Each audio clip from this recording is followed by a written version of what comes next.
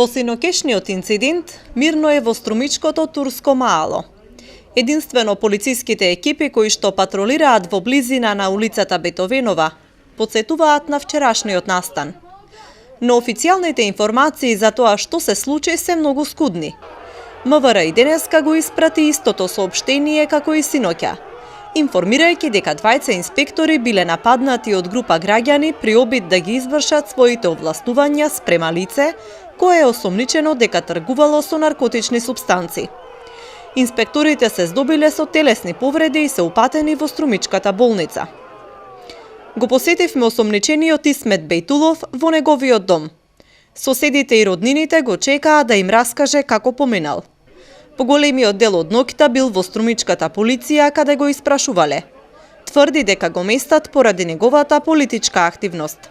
Ми докари на полиција на мене ми кажуваат работам со бело, не знам со дроги нешто, а јас такви нешто немам, вчера ми земаа крвто, оти јас не правих такви работи без ништо, оти трчам јас на СДСМ, затоа во Моровци прават така. Со законски работи не знам што работих, а јас немам такви нешто работено. Вчера ја цел ден бев у полиција.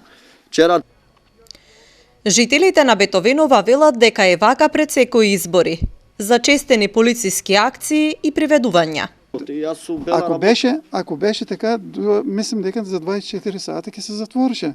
Ама значи на дело нема ништо. Значи се работи. Која е причината на тоа? Сега причината това е како мешталка доаѓа.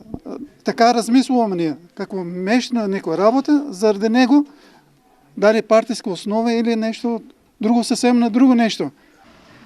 Како ние го знаеме дето туку малата, такво нешто не работи тоа дете. Кој го видел? Треба и да има доказ, која треба да се кане у полиција да го испитат со книга, со некој документ, да се пријави во полиција, а не во улица, да му стават лисици и да го проведат во штабот. Околу 200 граѓани синоќа се судрија со инспекторите и спречија да го приведат осомничениот. По двочасовни немири пред штабот на СДСМ, каде што бил Бейтулов, му ги извадија лисиците од рацете.